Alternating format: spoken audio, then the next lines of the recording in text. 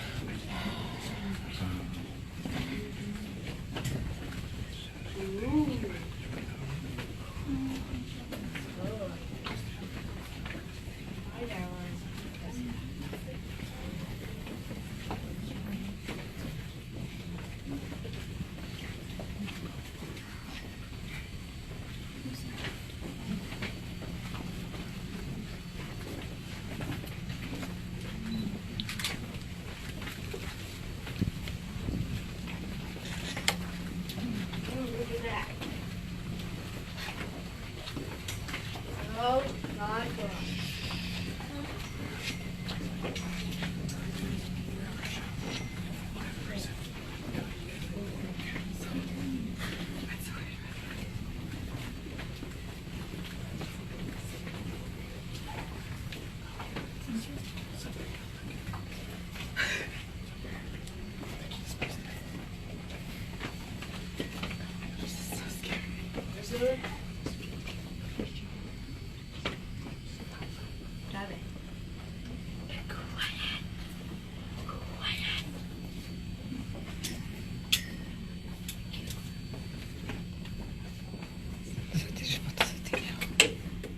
Alright, ladies and gentlemen, welcome to the astronaut training facility. What you're seeing is one of the largest classrooms in the United States that is used by scientists, astronauts, and engineers. In addition to the activities you see here, they're working behind the scenes to keep the space program good and moving forward. They are planning and developing new hardware, along with new training procedures, which will then be used by astronauts and various training hardware you see below you in this building. If you look all the way to the right, you're going to see these white and gray pieces. These are various training mock-ups of the International Space Station. At any given time, there's at least 3 astronauts that live on the International Space Station. And before their 6 months there at the International Space Station, they have to go through rigorous training procedures and the training mock-ups you see below you. These particular models are called low-fidelity trainers, which mean the astronauts train for very basic procedures. This includes learning everything from the computer systems, how to perform and store and perform various science experiments, where to locate literally everything, and even how to sleep and use the restroom in space. Of course, safety is very important, so they will run various safety tests here as well. One of the main things they train for is how to put out a fire. So they will fill one of these modules to smoke and simulate a fire. The astronauts have to train how to handle this situation. The International Space Station is a partnership of 15 nations from different international space agencies. These include United States NASA, Russia's Roscosmos, the European Space Agency, Japan's JAXA, and Canada's CSA. These nations both provide and operate the elements of the International Space Station. If you look towards the right in front of the Zara model, the white piece with all the patches, you're going to see a green spacecraft up against the windows.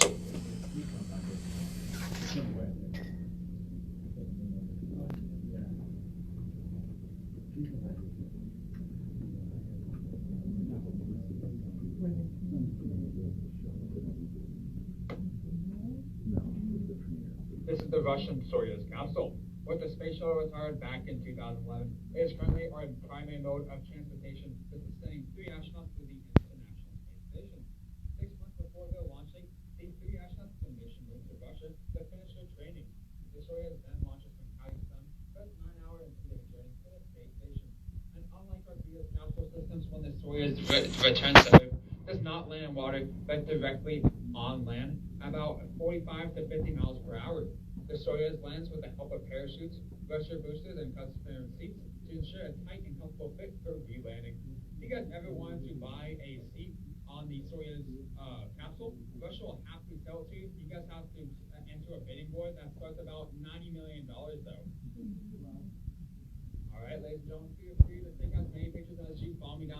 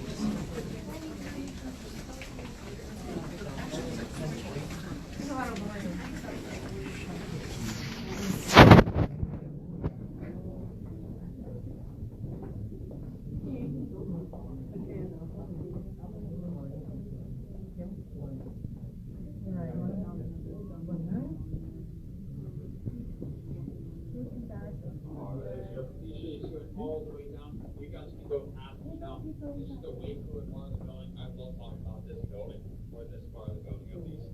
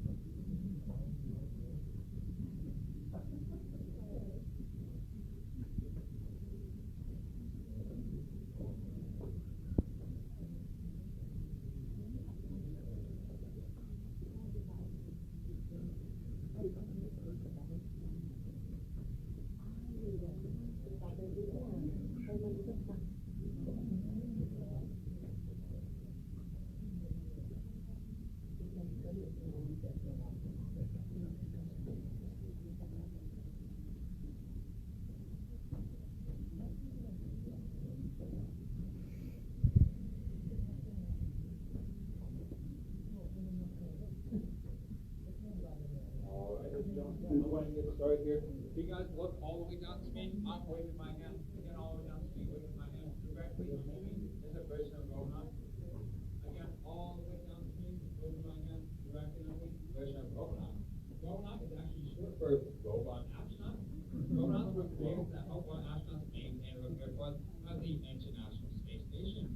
Rohan has 2 hands, each with 5 fingers. His fingers are so accurate, he can turn a single page from a book without ripping it. He can utilize standard tools designed for humans, such as a powered screwdriver. He can even type a full paragraph on a touchscreen device without using autocorrect. If you guys gave Rohan a handshake, he can sense how much force you're using and give you the same handshake back. The focus of Rohan is to build the good for more critical work, including scientific research. Also, in regards to the right of Rohan, you're going to find Valkyrie. You guys may be wondering why there's a band next to Valkyrie. Well, Valkyrie during the weekdays, you guys call us on a weekend, so the government employees actually have a weekend off. So if you guys came in during the weekend, you would actually see the engineers playing with Valkyrie. This week she was actually opening the car door, closing it, and putting her seatbelt on as a test for her trip. Valkyrie is a 6'2" humanoid machine with detachable arms, sonar sensors, and mounted cameras. The space agency says that she's mobile and dexterous enough to enter the disaster zone and to provide station rescue functions. Valkyrie builds on Rohan. As Rohan was built to work in zero gravity environments, Valkyrie's powerful legs and lighter frame make it better adapted for operating on Earth, and its modular construction means the robot's arms can be switched by humans in a matter of minutes. If you guys look to your right, you're going to see a large blue H hard to miss. Again, large blue H. To the right of that is the Orion capsule.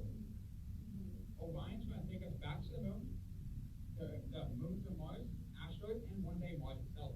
The next testing period for that very capsule is going to be in 2019. It's going to test the capsule's escape dependability system and the capsule's parachute. In 2025, they actually want to launch that very capsule up to the moon, have it orbit the moon, and have it return safely.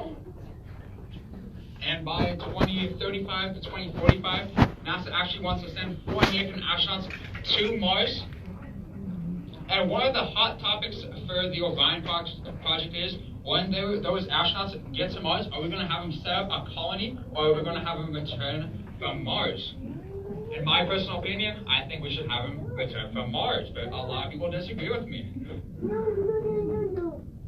I know, it's crazy. So in front of that large blue H, you're going to see our rovers, or our space exploration vehicles. There's about 2 of them. So these are our space exploration vehicles, or SCVs. I'm just going to call them rovers.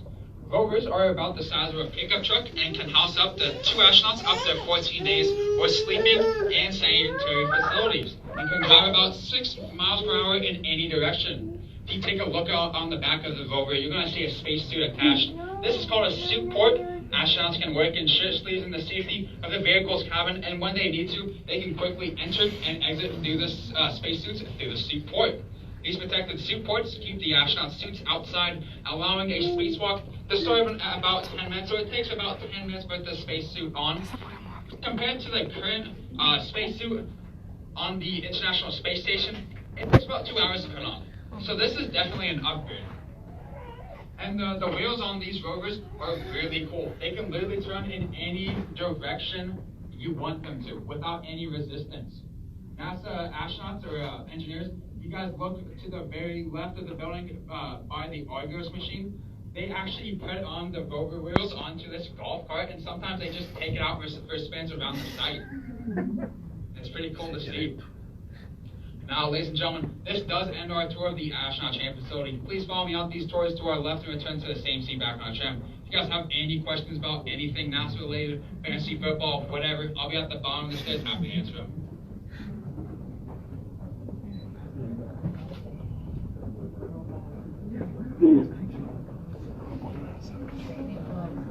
Cuidado com as patas.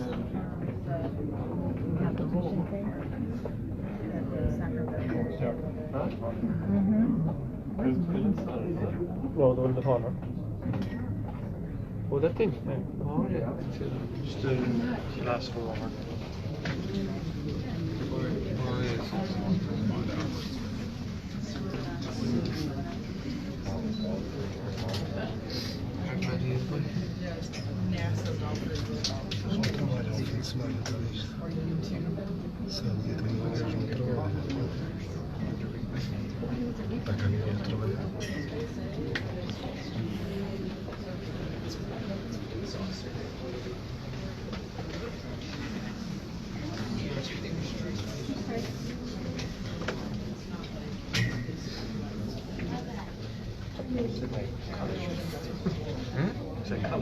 This is shit. Yeah.